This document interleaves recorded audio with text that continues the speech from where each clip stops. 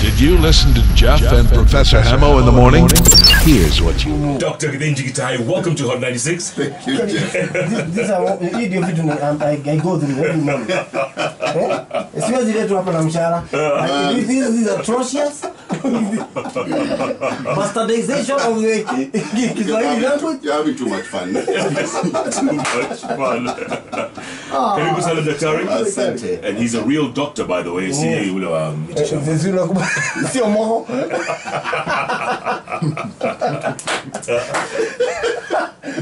Simamisha matatu. Doctor, the one question a lot of people ask, especially in this day and age of the Big Four agenda, and one of them being universal health care.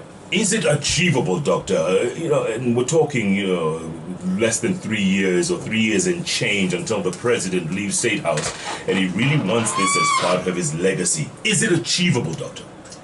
Universal health coverage is achievable.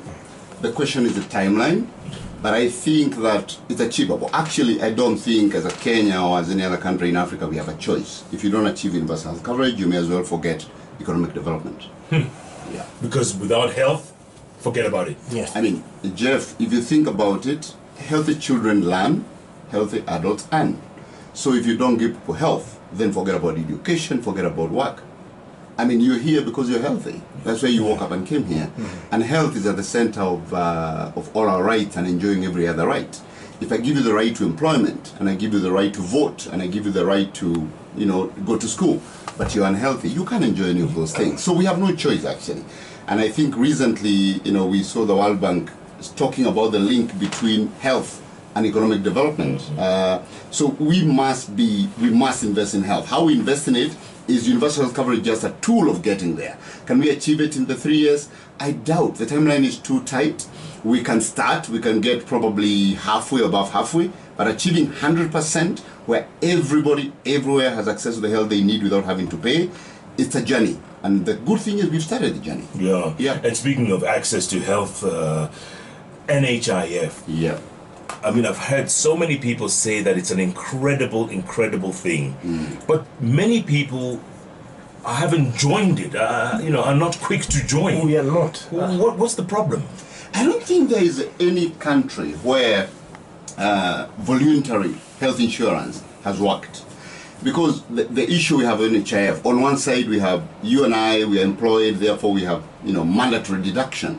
Our deductions are done out of our salary, it's automatic, you don't think about it. In fact, even for you and I, where the deductions are done, we then end up getting another private insurance because we don't really believe that NHIF is going to provide for our needs. You end up with people who have two covers. But the only reason we pay NHIF is not because we believe it's going to be useful for us. It's because it's deducted from our salaries. Now, that's only 20% of the population. What about the 80%? Now, the 80% is expected to walk to NHIF and buy without being mandated. It will never happen. It's never happened in the country. So we have to think about how do we tax people who can actually afford to pay and put their money into NHIF in a mandatory way, and anyone else who can afford, how can the government use its taxes to pay the premiums on their behalf? So it has to be something that's concerted. You cannot, even now, if you look at the NHIF, because they have a huge number of people who've joined voluntarily, I can tell you almost 100% of those are unwell. It's people who are actually sick and they're like, I need NHIF to take care of me.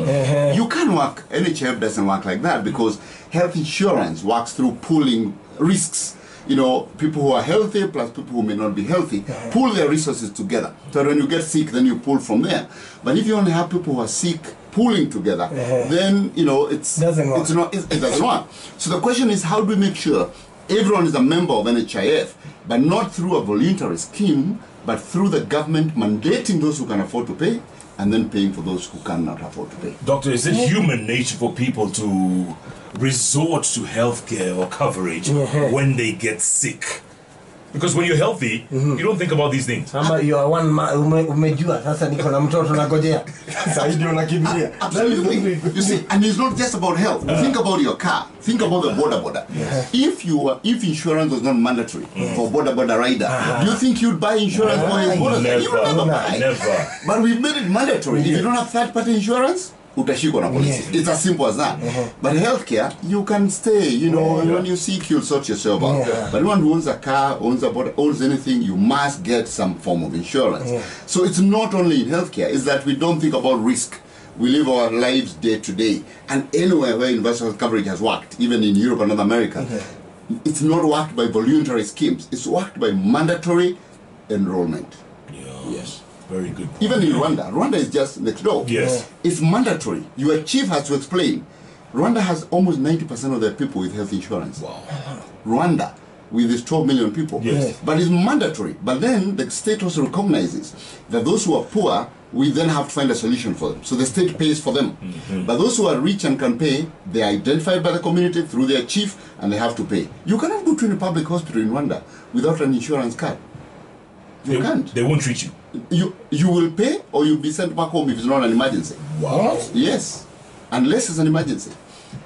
And it's just next door. It's 1 hour away by flight. Exactly. Exactly. And look, does it boil down to leadership then at the end of the day? Is it leadership? It's down to leadership. It's down to leadership. And leadership is not declarations. Leadership is declare and execute. Follow up. You cannot just say, I want everyone tomorrow to wear a pink shirt like Jeff is wearing today. And then everyone, you have to then follow up. How many did not wear? And therefore, what do you do to them when they didn't wear? That's what leadership is about. It's about declaration then. Rwanda declared mandatory insurance in 2008 by parliament. And then they followed up. So if you go to Rwanda, you go to the village, you find a woman who is selling bananas, she's doing her chore. You ask her, where's your card? She will go to her pocket, she'll remove a green card. It's a torn green paper card, but it works. But it's through leadership. The same thing, we have our ID card. Yes. They carry their health card. Exactly. Exactly. So it's achievable. It's about leadership and consistent follow-up of the leadership because it needs political will, as you can see. So first the president said, let's do this. But then you cannot now walk away from it. You have to follow and help because a lot of the reasons why we have these challenges are not just because people don't know. It's also there are a lot of system problems. There is legal problems. There is poverty. There is system issues. I mean, you saw we started biometric. Then people went to court and started saying, "Oh, you're going to get your data taken by the state." So there are a lot of challenges. So the leader has to be there to unlock them every step of the way. It's achievable. And we're always questioning everything. Yes. That's what Kenyans do. Eh? Our democracy is so good. Twister. Doctor, would you say since the advent of devolution that hospitals are working for the most part? And I'll give you one example. Dialysis machines. There used to be very few and even fewer worked. But now in the counties, there are more dialysis machines. People are able to get immediate care or at least dialysis when they can. And it's actually working. Would you agree or? I think actually I would flip that question and ask ourselves, what do we need in Kenya for healthcare? What actually are our essential healthcare services? Because at the end of the day, if you build a health system based on a response to sickness, you will never really stop the flow. It's like having, water, a tap that's kind of leaking on your floor. If you keep mopping, you will keep mopping forever. Yes. You have to find the leakage and close it so that you stop mopping. Now, this is the challenge we are having. So, what is visible is dialysis. What's visible is ICU. What's visible is MRI. But actually, at the depth of it, are women, children, and men and boys who are walking around with the risk of hypertension, with the risk of diabetes, but we have no system to find them. We have no system to prevent them from having kidney failure. So what we do is invest in dialysis and wait for them to come. So ideally, if you ask me whether devolution is working, I would want to know, because devolution is mashinani. I would first want to know, are we providing community health workers who are able to walk to every household to check everyone's blood pressure, check everyone's sugar, and make sure they're eating well, and make sure they're not having to go to the hospital? First, that is part of devolution. The next part is, if now you're sick, this same community health worker then refers you to your local dispensary, local health center to be checked. And if you are now sick beyond that, then you are referred up. And therefore, when you need dialysis, it's only the very few people who went out of control. Right now, the reason I would say, we are not working is devolution is supposed to go to the grassroots. But again, when you take devolution, then you start building cancer centers. You start building dialysis. You start building MRI. Then you are behaving like the national government as well, because you're not actually responding to the needs of the people in the grassroots. A mother who is pregnant must deliver a good child, a healthy child. You have to think about how do you go through that process. You can't wait for her to get to delivery, to bleed, and then when she bleeds, you now start looking for blood, put her in ICU. It's too late. So for me, for devolution to work is to think about grassroots, what we call primary health care, essential health services. Then we start going up. Fantastic. That's a good point. Yes. That's not this knee-jerk. Hiyo mambo ya kumop. Because every household iko na tap imefungwa na inakuwa imefungwa na tube. Exactly. It's a Kenyan thing. We don't do that. We don't work. No, and if you look at the governors now, if you look at them, they compete to do these supplements in the newspapers. You know, they come to the media. Look at what they're showing. I saw Embu the other day. Governor Wambora had like 2 pages, and what you find is universal health coverage is the title. Under that, we have built a 300-bed hospital. We are now building a cancer center. I'm basically telling my people, I'm waiting for all of you to come and die in this hospital. Kujeni, please get sick and come. When you can pay more. Exactly. And the reason is that because of politics, we want to show what's visible. What people say, oh my God, we built a cancer center, our governor is the best. Yes. But what about, how many midwives have you trained? So that mothers can deliver. 90% of every human being's health needs can be taken care of at the primary health care level. 90%. Why can't we focus on that? Why are we focusing and putting all our money in all these equipment and big hospitals? We actually don't need them.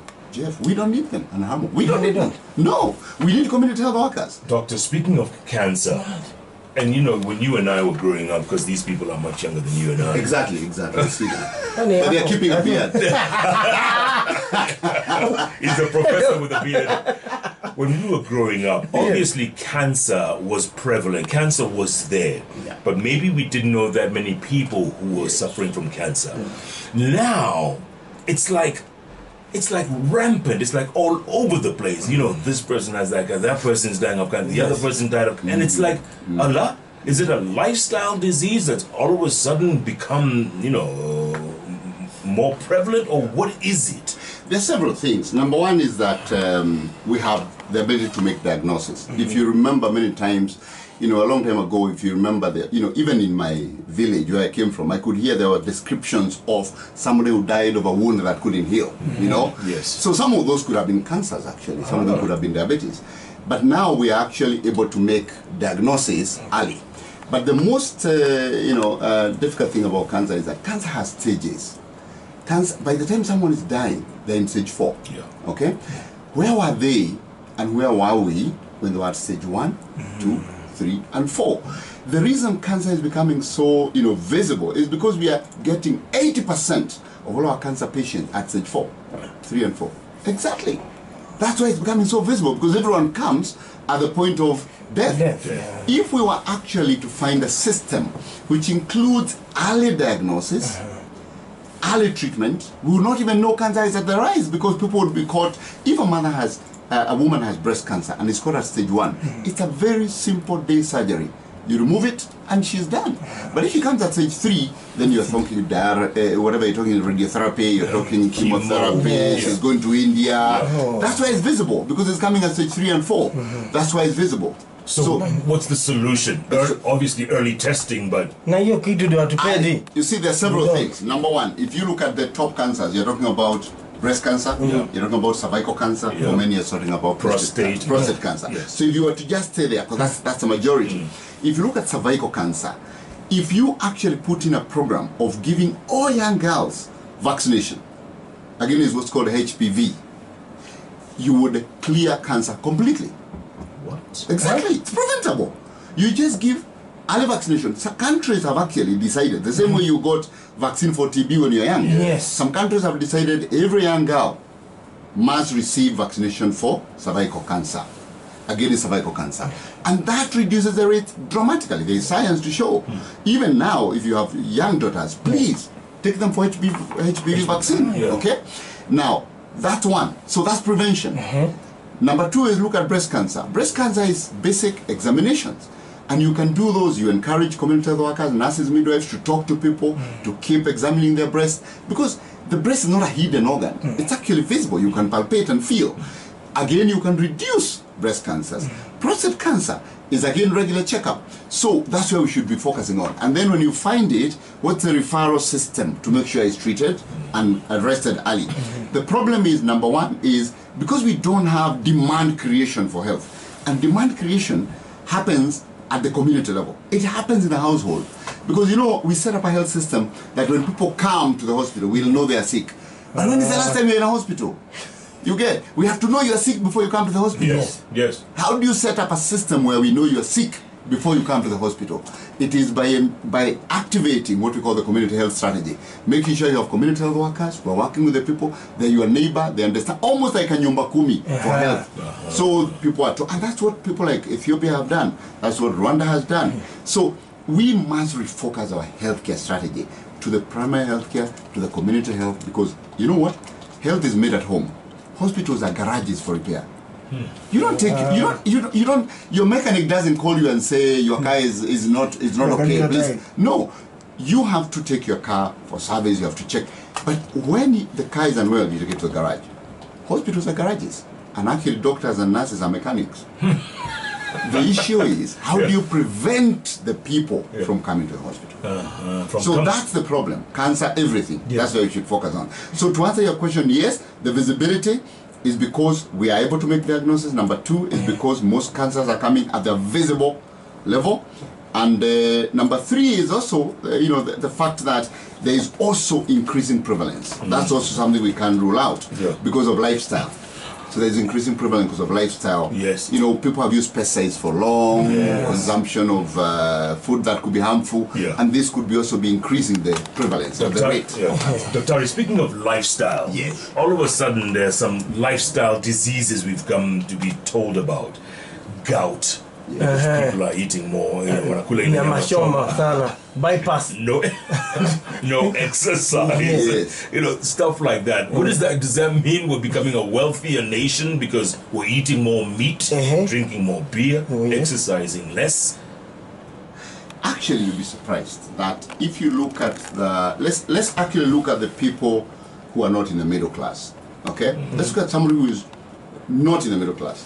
Look at a guy who walks from, who lives in Kibera, wakes up in the morning, walks to industrial area to get 200 bob a day or 300, and then comes back home. Now with 300 bob, what do you think you'll feed your family on? You see, if you go to a village now, or you go to a slum, especially the urban slum, because now urbanization is increasing, buying chips or fries is cheaper than buying vegetables. You get? So overall, it's not just about that we are becoming richer. It's actually that our lives are unhealthy generally because we are now urbanized, and therefore we are feeding more. First is the environment. There's a lot of dirty stuff in the air. There's pollution. There's all these things. Secondly, is that when you live in an urban area, you are less likely to afford healthy food. So you're more likely to afford junk. It's cheaper to eat. Look at those guys when they are in Inda, and now it's lunchtime. They're told you're gonna break here 30 minutes. Where do they go? You think they go to sit down and eat ugali, githeri, and sukuma wiki? No, they go and catch a plate of chips because what? It's 20 bob. Okay, they go and buy chapo. Chapo is 5 bob, uko 5-10 bob. Chapo is refined flour. It's all these things. So it's not only about prosperity. It's also about urbanization. That's a big force as well.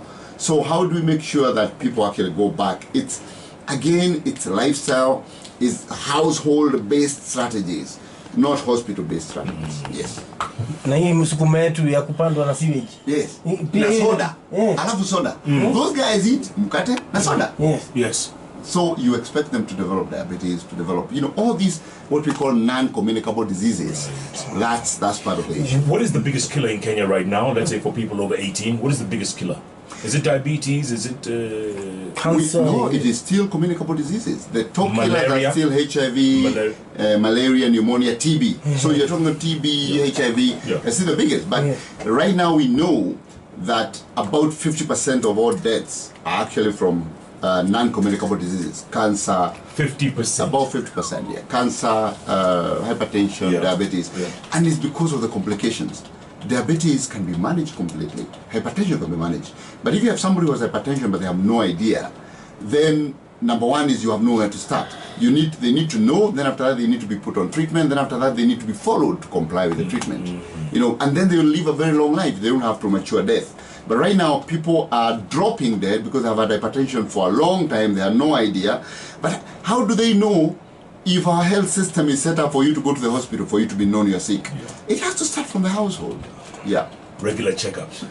Cuba, we have gone there and looked for doctors. Yes. That's what they do. It's mandatory to allow a doctor or a nurse to come to your compound to check you every time. It's mandatory. Almost like Jamawa Stima. You cannot refuse to open. Kusoma meter. Yes. Huyo ndio anakuja kusoma hypertension. Blood pressure. Yes. So it's set up to prevent disease, not set up to treat disease. So if we need to kind of fracture the health system, then we invested it and take it back into preventing disease and then making sure there's a proper referral for treatment rather than treatment first, then prevention later, because then you'll never stop the leaking tap.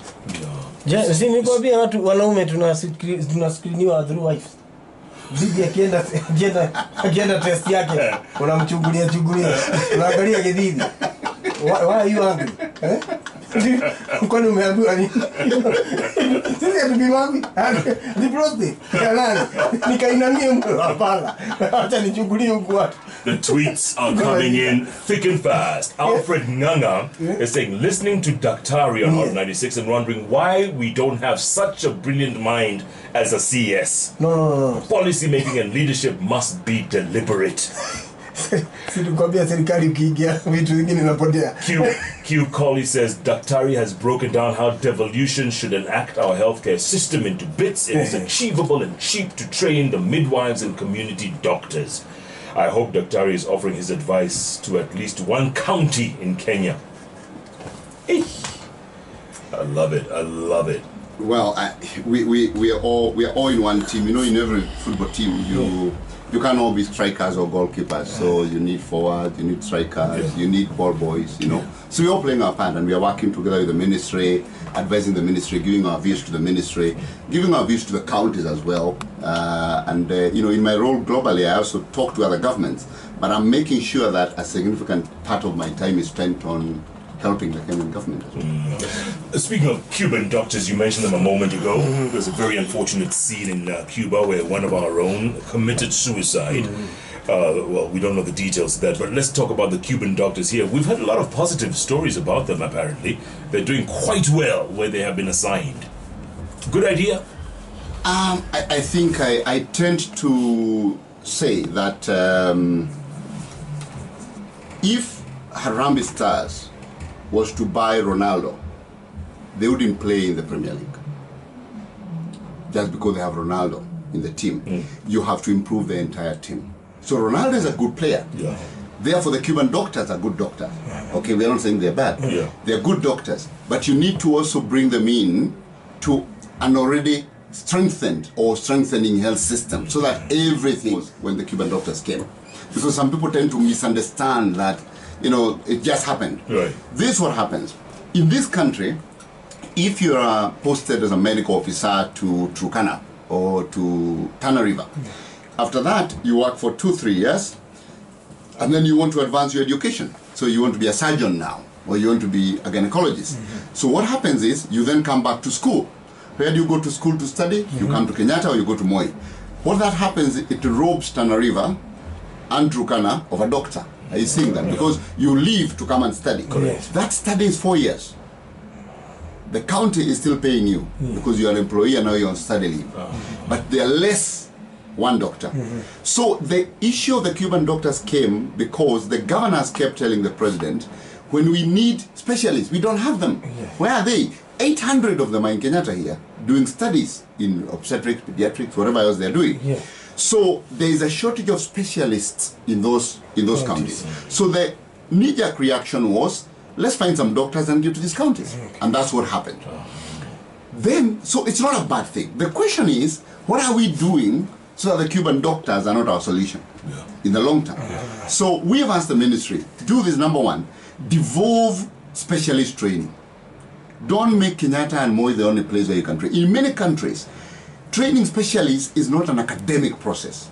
Here, a specialist is a master's graduate. In many cases, they're not master's graduates. They're fellowships. meaning you're trained, it's apprenticeship, you're trained to work and you therefore become a good surgeon through supervision by senior surgeons.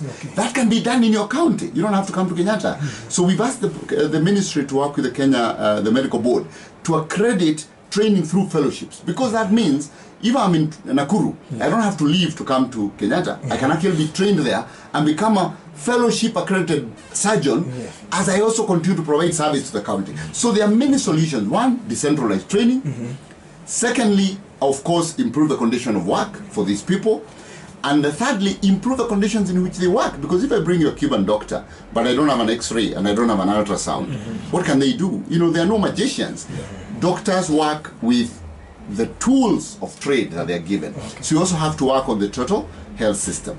Finally, you have to remember that Cuba has a family medicine-based system, which is based on household, then building up, referral. Some of these who are brought here are family physicians. Now, if you don't have a family-based, household-based system, then when you bring a Cuban here, they just become a normal doctor like the one you had before. GP. There's no difference. Exactly.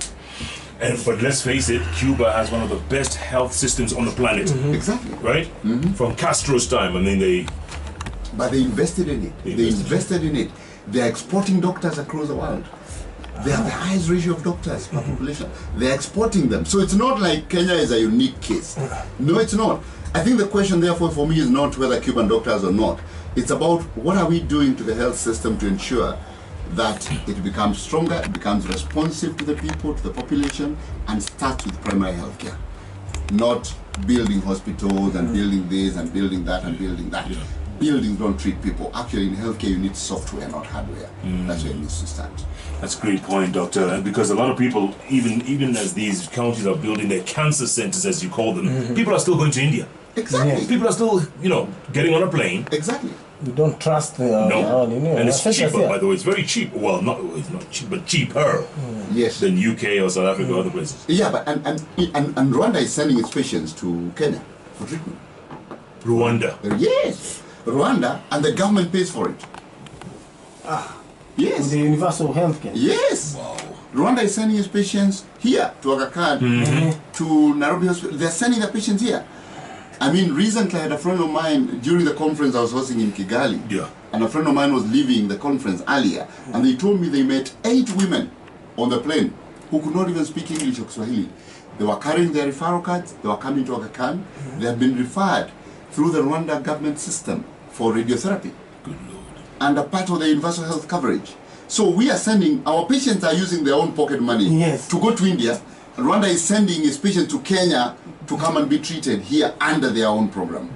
This is why it's important for us. Universal health coverage is about making sure that the people get the health care they need without having to worry about who pays for it at the time of need. That's basically it. It doesn't mean that you don't pay. It means that there's a system to make sure you pay a little every day, either through taxes, or through a premium to NHIF, or through a premium to your private insurance, so that when you get sick, you don't get poor. 1 million people get poor every year in Kenya because of paying health costs. 1 million people. They fall from, I am above the World Bank, I'm not poor, to I'm now poor, below $2 a day. Because of healthcare, 1 million people, okay, every year. Every year. So the thing is, those people could have saved a little, and the poor ones, the government should, the role of the government is to redistribute taxes. So collect taxes, redistribute. For those who can pay taxes, charge them so that you can save for them so they have health care. It's a pooling mechanism. That's what universal health coverage is about. Ensuring you pool risks, either through taxes or NHIF or whatever, it doesn't matter, so that when people are sick, they don't have to worry about who pays for their treatment when they're sick. Absolutely. That's what it's about. Speaking of it, Timothy Grosso Sammy says, I am a patient of hernia for almost 15 years, which was very expensive, and I had to live with it. Now I have the NHIF card. It's made really big strides towards my health. Exactly. Now, imagine if everybody, we have 12 million households in Kenya, 12 million. If each household has a cover for NHIF that covers the entire family, then you never have to worry about who pays for the hernia. Because all you need to do is when you're sick, you take your card, you go to the nearest hospital. Now, The other thing that we need to talk about is how this system works is that each family then has to be connected to a health system, starting from their household, moving upwards. The challenge we're having now is that there's so much chaos that even somebody, so that friend of ours, Wedahania, will probably be queuing at Kenyatta with somebody who just has a cough, because there's no referral system. Yeah. Because again, therefore, we are wasting a lot of money. In this country, about 40% and maybe 35% of all our health costs is funded through people's out of pocket. People pay for healthcare. Another 30% is donors. Okay? Then the government puts in the balance of about 30%. Now, if you picked this 35% people are paying out of pocket and found a way of pulling it through tax or through premiums, that means that actually we can have enough money to take care of everyone so that you never have to worry. So he's right. You need to actually pool resources, but you can't wait for people to get sick, then tell them now because you are sick, please buy NHIF. And that's what is going on now. Yes. Because you are sick, buy NHIF. It's becoming a sick fund. It's becoming a sick fund instead of a health fund. Right. So that's what we need to resolve.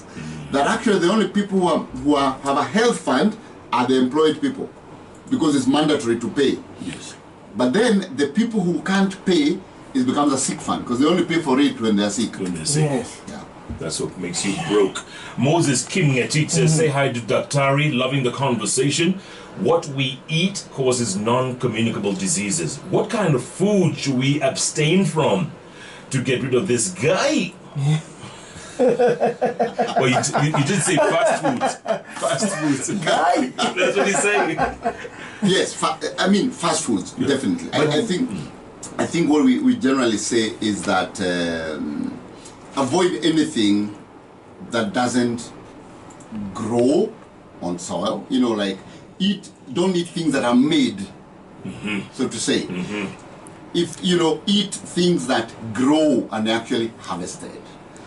And obviously, if meat is controversial. If you eat meat, you eat meat, and we tend to encourage people to eat organic meat. Right. But that's a very complex conversation. For now, just eat natural foods. Try and eat natural foods.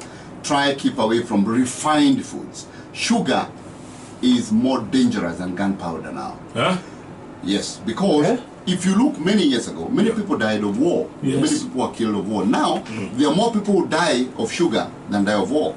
Even if you had all the people who died of terrorism from all the battles in the world, they are less than the people who die of diabetes because of consuming sugar. So sugar is more dangerous than gunpowder. So keep your sugar down. Keep your sugar down. It's simple. Keep your sugar down. Yes, keep your sugar down. But doctor, we love our sugar in our Exactly. coffee. We love our sugar in our tea. Well, Jeff, I don't count how many things that you should be doing and you're doing. Okay? So let's not get to that. So because the way human nature wants to do what it shouldn't be doing. Correct. Okay? Correct. So let's not go there. But so the sugar, we love it. It's a sweetener. It adds no value to your body, by the way. Zero value. Zero value. It has no value. It's just a sweetener. That's all. So when you're taking sugar, you're not taking sugar to get healthier. No. Just to sweeten your whatever you're sweetening. That's it. So if you can avoid sugar and take natural carbohydrates, you'll take all these arrowroots and sweet potatoes and all those things. Yeah. It's fine. You have enough carbohydrates. You don't need sugar. There's no place in your diet which says please add some sugar. No place. So the less you take, the better for you. Okay. So these are conversations that should be had at the household. At the house, because now how many? Well, at least we are on Hot 96, so there are millions of people listening to us.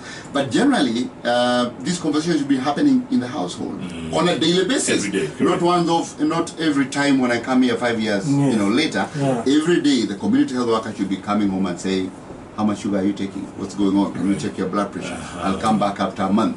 How are we going? Is your child vaccinated? If not vaccinated, what happened? You didn't have bus fare. Okay, let me call the MCA. Let me get you bus fare. You take your child. Are you pregnant? Have you gone for your checkup? Your first antenatal care checkup, second, third, fourth. if you haven't gone, what happened? Oh, my husband traveled. He is, long distance. So you didn't make it. You are waiting for him to come back. Let me solve that. Wow. This is what community health workers do. Yeah. But we have refused to pay them. We have refused to employ them. We have refused to actually make sure they are part of the health system. And all this money we are spending on cancer centers can pay for 100,000 community health workers for this country. And they'll be working with the households day by day by day. Then we train them properly, then you attach them properly to the health system, and they will solve significant issues in our health system. Like they say, prevention is better than cure. We were taught that in school. Why are we not applying it? Forgot it. Listen to Gomu Kiarie. Yes. I divorced Sugar 13 months ago. Yeah? He said, it is possible. Thank you. Yeah. It is. Yes. Na vile conversations zetu hapa inatuongezea nguvu. Yes. We need energy, glucose. Wow. It's a sweetener. Duvia. Yeah, it's a sweetener. Liz Ntonjira Mutuma. Uh-huh. She's quoting the good doctor. Sugar is worse than gunpowder. We need to watch what we eat to curb the rise of NCDs. Exactly. Great discussion there. Great discussion. Hey. We've got about 6 minutes to go before the top of the hour. Doctor, I know you're very active on social media. Yes, well, congratulations for that, because we need all hands on deck when it comes to social media. Yes. Give the folks your handle, because I'm sure a lot of them will want to get in touch with you directly. Go ahead. Yep. My handle is very easy. It's at Daktari1, the number. Daktari1. Yes. Not 1, O-N-E, 1, the number. It's very easy. At Daktari1. Follow me. Let's have a conversation, because this conversation continues. I'm very active on social media. I'm loud on social media, and I'm happy to receive questions from the public, even on Twitter. I'll answer them. And by the way, I handle my own Twitter handle. No one does. It's me. So we can have a conversation. You heard it, folks. At Daktari1. Start tweeting. The man answers his own tweets. Kipletin Collins says, I was shocked to learn that people force avocado to ripen by boiling it, apparently. And then he says we're also being told that eggs can be made or manufactured. Yeah. Ni kubaya sana. Uliona chakula mchele tuliambiwa ni baya. Plastic. Tuliambiwa sushi hatuwezi kula. Wewe hatujui nini tunakula sasa hivi. Labda tukule ile kitu inaitwa nini? Goja goto. Ulikula goja goto? I even made it myself. Yeah. I can make you a mean goja goto. Huyu ndio tunatengenezea. Hajui. Alienda Boston. Alienda kukulana huko. Huko na Titanic. Yeah. So the thing is that we also need to be active. I think part of the problem is that mechanization and industrialization, which is a good thing, is also part of the challenge that we are having, because it means that the distances people used to walk, they no longer walk. 3 kilometers, someone is waiting for matatu, for boda boda. We need to walk more, and walking is one of the simplest ways of keeping healthy. And you don't have to be a runner. You don't have to run. Just brisk walking to where you're going. Because what we tend to do is, you drive everywhere, then you get back home and you say, now it's time to walk. Then you walk 5 kilometers. Why? Exactly. Yet when you're dropped by a matatu at your nearest stage, you took a boda boda to get to the office. Yes. Why don't you just walk? And I think that we tend to take, and I think this is a challenge, style and fashion is above health. So of course we want to get to the office when we are still, high heels and all these kinds of things. So we need to walk more. I would like to encourage people, just take a brisk walk to where you're going. It helps a lot. Walk up the stairs. It's the little things that add up. Okay? Yeah. The little things that add up. If your office is on 2nd floor, 3rd floor, 4th floor, every day make a habit of walking up the stairs. Never take the lift. I have been a Tamil now for 4 years. I have never taken the lift once. And my office has been on 2nd floor. Up and down. Up and down. I've never taken the lift. And when I go, I find some of my colleagues and I pull them by hand and say, let's walk up. Yeah. Because it's those things, because you may not have time to go to the gym all the time, but the small things, walking across from one office to the other, walking up the stairs whenever you can, those simple things add up to a healthy life. And then eating healthy. Avoid snacking unnecessarily, avoid sugar. So health is not to be bought in a gym. Alcohol in moderation? Alcohol in moderation is fine. there's absolutely no problem with alcohol in moderation. Yeah. Not a whole mzinga on a Monday. And a Tuesday, and a Wednesday, and a Thursday. Congratulations, you know Mzinga. You told me the other day. I brought him from far. And a Sunday after church. And with a bouncing castle. Chezea pale, mimi na Mzinga hapa. Beautiful parenting. In moderation and lots of water. And lots of water. There was this story of women being detained in KNA. That's a very sad story. In fact, that's a very good story to close this conversation, because that's universal health coverage. Everyone has a right to health. Everyone has a right to health, and it's actually put in our constitution. Okay, the law is against detention, and that's why the hospital is saying, "Oh, we haven't detained anyone." But then you also put the hospitals in a situation where it's like schools now, and where you say you cannot. Students are supposed to pay fees, but if they can't pay, you cannot force them to pay. Yes. But then you're supposed to feed them and you're supposed to accommodate. It's that kind of situation. So hospitals like Kenyatta are allocated a certain amount of money. Then they are told to raise the rest from the patients, which should never happen actually, because a system that works on user fees by patients is not a good health system. People should be able to pay for their healthcare before they get sick. So when they come, it doesn't matter who paid for them, whether it's government through taxes, whether they paid for themselves over time, whether they deducted from their milk they deliver to the cooperative, or tea they deliver to the factory. But when they are sick or they need healthcare, they should walk in and walk out. So no system succeeds by using user fees.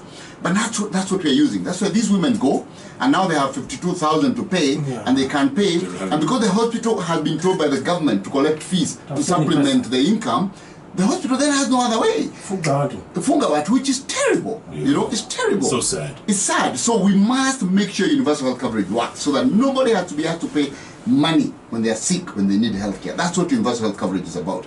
The government must collect taxes, use them correctly, and then increase efficiency. Dr. Ari, I don't know how busy you are. We want to keep you for at least 15 minutes after the news to get some call-in questions. Is that okay? I'm happy to do that. Fantastic. We're going to do that. Dr. Githinji Gitahi in-house. He's the CEO, folks, the group CEO of AMREF, and he's a qualified doctor. You can hear him speaking. He's waxing lyrical. He knows his stuff. And if you have any questions, we're going to do that after Teddy Oak gives us the news. Get ready to call in 0722 208820 or 0734 208820. or you can simply tweet us at Koinange Jeff, at Hamo Prof, and at Daktari1. Hashtag Jeff and Hamo on Hot. Teddy Oak, top of the hour. With extra sugar. We're speaking live with Dr. Gitahi Githinji. He's graciously agreed to stay a few minutes after this hour, just so that you all can call in. This is your hour. So please do call in 0722 208820 0734 208820. In the meantime, Preet Singh, all the way from Dubai, by the way, Dr. Ari, Dubai, DXB, what we call it, the 49th county. Preet is asking, let me read this tweet here. Preet, thank you so much for your tweet. You say, Doctor, please explain the best time for people to cut off dinner. What's the cut-off time for dinner? Kuna watu wawili, dinner na watu wa sapa. Okay. Dinner ni kitu suru, sapa ni wengine. So tuambie. Please don't do Chakula ya jioni. Let me read his actual tweet, Dr. It says, a humble request. Please, can you tell on air what is the best time to be done with dinner, supper? Light or heavy? That will help a few million at least. Thanks for the great talk. Yeah, the best time is around 7 p.m. The earlier you take your dinner, the better. Because if you eat dinner like 10, we know people eat dinner 10, then they go to sleep. Your body tends to store it as fat. So that's a problem. And also some people who, there are people who complain of reflux, for example, acidity and stuff like that. If you eat dinner, then you go and sleep. You see, your food takes time to leave the stomach. When you eat it, it takes time to leave the stomach to go into the intestine for digestion.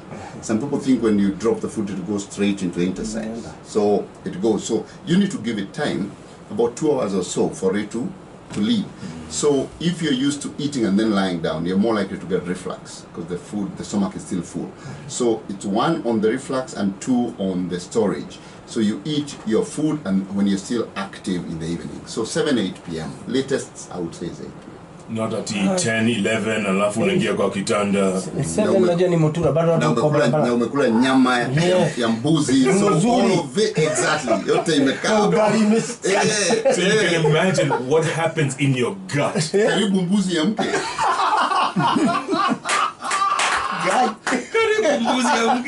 Let's go to the phone. 0722 208820 0734 208820. Hot 96, you are on the air. Good morning. Yeah, who's this? Okay, Julius, salimia daktari. Fiti habari yako. I'm so impressed to hear you speak about as a part of what we call preventive health care. That is something to me, I've been doing it for the last 5 years. It has really worked for me. I don't have to worry about going to hospitals because those things like sugar, cutting of sugar, those sweeteners, it's all about the mouth. It's all about what they put in the mouth that has really been important to my health. Wonderful. Thank you, Julius. Thanks, sir. I so much appreciate and I think this is something the government needs to put emphasis on because we're using a lot of money on preventive health care while we can help the community prevent these diseases from us. Thank you. Absolutely. Asante salimia Profesa Hamo sana. Nashukuru sana mambo. Mambo poa. Yako kidogo iko ile msidi zitu tunangoja. Unaleta. Wacha nimalize na sukari. Yeah, hiyo ni side chat. Hiyo ni side chat. Usilete kwa hiyo. No, ni part ya health. Your Mercedes is not healthy. Inakumotivate. But doc, bottom line, junk in, Junk out. Junk out. Hot 96, you are on the air. Good morning. Good morning. Yeah, who's this? Yeah, this is Kuyo Kimboy. Okay, Kimboy, salimia daktari. Sorry, Daktari. Fiti habari yako bana. I'm calling from Florida. I want to know this issue, milk, and is there any problem with taking milk every time? Yes, from the County of Champions. Now, the problem with milk is that milk is for babies. Yeah. And therefore, as you grow older, if you continue taking milk, some people develop what is called lactose intolerance. So you find that you used to take milk, but now when you take milk, you get bloated, so if you can take it without getting bloated, without having problems, it's fine. There's no problem with it. It's healthy, it's good. But it's advisable that you take, again, low-fat milk. You know, like the way you skim it, then you remove. You don't have to go and buy those. You can just leave it standing and then you remove the cream on top, stuff like that. But the biggest problem with milk in adulthood is intolerance of lactose. But I thought it was good for your teeth, doctor. Calcium. But there are so many other sources of calcium. So milk is healthy. That's what I say. So I'm not saying that milk is unhealthy as you grow older. Right. It's healthy. Only if you start feeling that every time you take milk you have bloated tummy, you must remember that actually milk in adulthood can cause that bloatedness, continuous gas and stuff like that because of intolerance. The intolerance increases as you grow older because ideally milk is meant to be food for babies. That's what it's made for. For calves, for young children, that's what it's made for. But then we take it as we grow older as well. I like that. Hot 96, you're on the air. Good morning. Milk is for babies. And school going children. Hot 96, you're on the air. Good morning. Yeah, good. Who's this? Judy from Kikuyu. Salimia daktari. Niko fiti, Judy.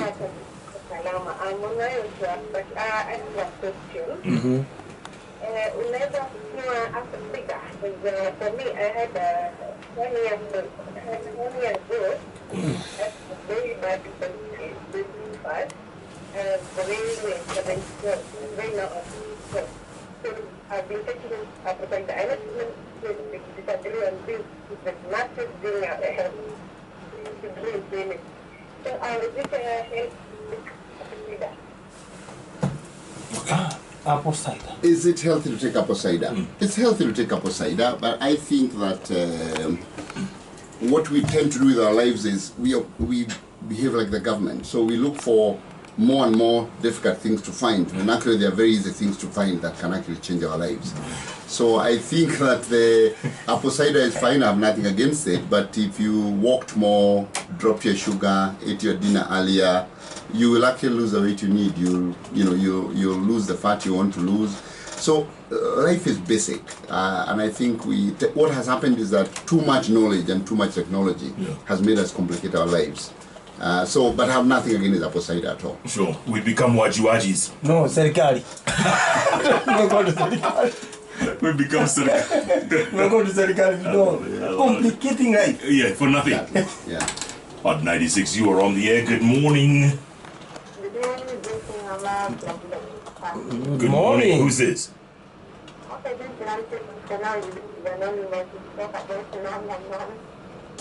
Nancy, go ahead. What was that?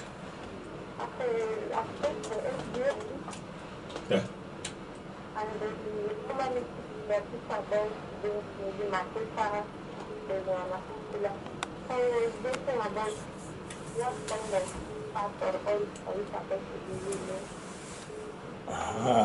What kind of oils or fats you're supposed to be using? Si unajua hiyo complication serikali, ongelesha serikali. Yeah, kuna olive oil, kuna sijui nini, low fat. How can fat be low? It is fat you're using. Fat is fat. Ideally, you're supposed to eat your food naturally, ideally. But we know that's difficult. We still want to fry this, fry that. Yeah. So there are fats that are low cholesterol, and they are written or no cholesterol at all. These would be vegetable oils, vegetable oils. Fat is fat is different. Fat is solid. Fat is something solid. Oil is liquid. So avoid fats or oils that have cholesterol. But even easier, boil your food if you can. Like if you're eating meat, boil it. If you're eating, just boil it. But if you want to add some fat, some oil, put salads, put vegetable oil. Chamusha. Yes. Everyone in this studio just died. Kila mtu ako na unatunyang'anya raha kila dakika. Ati tukule boyo. Tuachane na chumvi, sukari tulinyang'anya. But as I say, it is a choice. You see, all we are saying is that through science we know that when you do these things, you live longer. Okay. Right now, I think life expectancy in Kenya is about 64, 65 years. Life expectancy in Japan is around 84 plus. So, and the life expectancy talks about premature death. How many people are dying when they shouldn't, like prematurely. Yeah. So it's also a choice. We are talking about this, that's if you want to live very long. But if you don't mind having a shorter life, I mean, premature. Carry on. Premature. I was telling Prof about eating raw fish, how lovely it is for you. Sushi. Yes. Okay. And he didn't understand what I meant.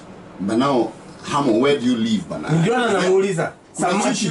Wewe unaona samaki wapi? Demedhi. Demedhi kuna samaki. Hata kudiscuss samaki imepikwa bado ni ngumu. Sasa ikiwa bichi. Sasa bichi. What are you trying to say? Ati sushi. Tabia nani chuji? Kwanza unaleta chuki nyingi sana. So na red akatuambia ingine ni ati you eat it rare. Yeah, medium rare. Medium rare. Na damu mingi. Damu. Ukiona ki explain. That is like a vampire. Explain kitu mbaya. Nasema it is so healthy. They are Boston. I told you. They are Boston. Edu Ireri says, great conversation this morning, Doc. Asante sana. Shiko Mzuri says the show is lit and addressing crucial matters, asking Daktari One whether it's okay to consume whole meal bread and how much wheat is okay for our bodies. Well, I think if you're taking wheat and wholemeal bread, it's recommended, it's better than refined, okay? So that's fine. And I don't know, how to answer the question of how much weight, because there are a lot of things when you have to decide about how much of this and that you should take. It depends on your metabolic rate. There are people who have a very high metabolic rate. There are people who break their food and they use their calories much higher than others. And that also determines your body form, determines your weight and how much fat you accumulate. So there is a metabolic rate. Then there is your weight. Then there is the level of activity that you have. So all those things can be determined if you just visit a nutritionist or a nurse somewhere near you. You can then work out how much. But I tend to say, keeping healthy, the simpler you keep it, the better. Because, we complicate it. You want to know, now I am this, if I take this.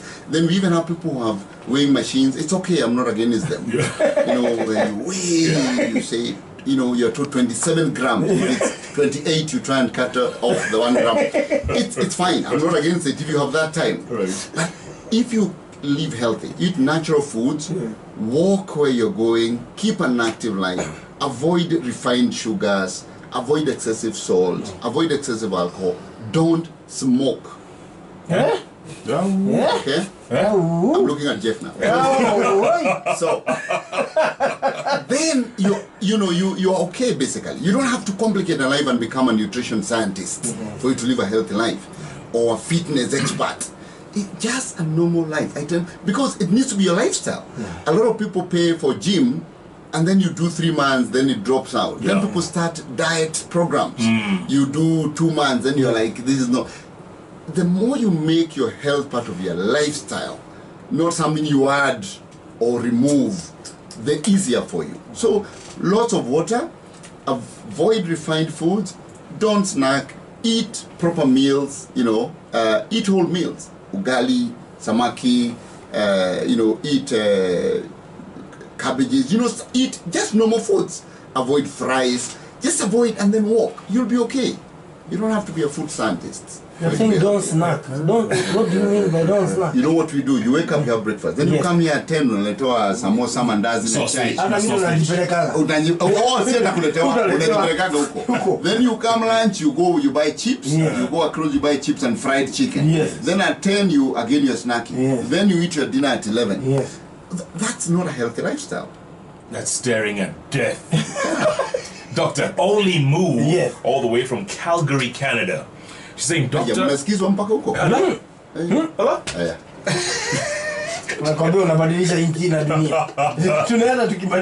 Moo is saying, Doctor, is it advisable for women to eat yogurt every day?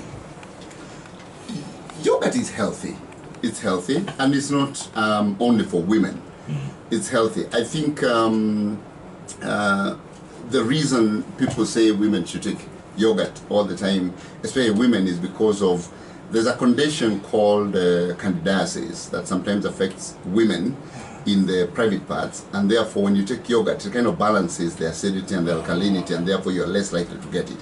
So it's recommended for women, but yogurt is healthy. It's healthy, and as long as again you're not getting. If you can avoid sweetened yogurt that has excess sugar, because a lot of yogurt also has sugar in it. Right. So if you take just natural yogurt, natural yogurt is the best thing. You can just take that, natural yogurt. Brother, ni kama leo ulilete guest wa kutuhoma. What happened? Why is the studio looking so sad? You just destroyed our lifestyle. Kila kitu nimeona ni kitu hapo. Koni haina kitu sasa. Tunakula boilo? Yes. Raw fish. Hakuna sausage. Hakuna sausage. Na samosa na mandazi. Yes. Sukari wachana nayo. Nguruwe kando. Show haitakuwa smoky. Tumemwagiliwa maji. Sasa tumeambiwa kuna kula kitu kingine. Ni maji. But again all the things about how much and how frequent. You see, so if you go somewhere and people are having sausages, don't say, hey, the doctor said I don't need sausages. No. Eat them. I'm not saying that, but if you're eating them every day, you're eating these things every day, you're adding salt every day, you're having sugar every day. So it's also about moderation and just common sense. just common sense generally. So we're not kind of saying that make your life miserable. So if you go to a wedding, you say, no, me nataka kona ya special diet. No, just eat the food that's been served. Exactly. Just eat. But I'm just saying it's about lifestyle, about how often, how regularly do you do these things, and how active are you? Kona ya special diet. You want to be Now, boy, you are. Yeah? Oh, let's take 1-2 calls and then we'll let the doctor go. Hot 96, you're on the air. Good morning. Good morning. Who's this? Okay, from Embu. Salimia Daktari. Yes, habari. Fiti. Yeah, so nimeshangaza mafuta. Kuna mafuta umepewa kujizuia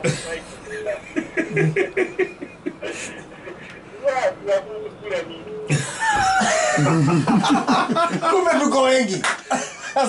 Watu wa Embu. Watu wa Embu. Tutakula nini daktari sasa?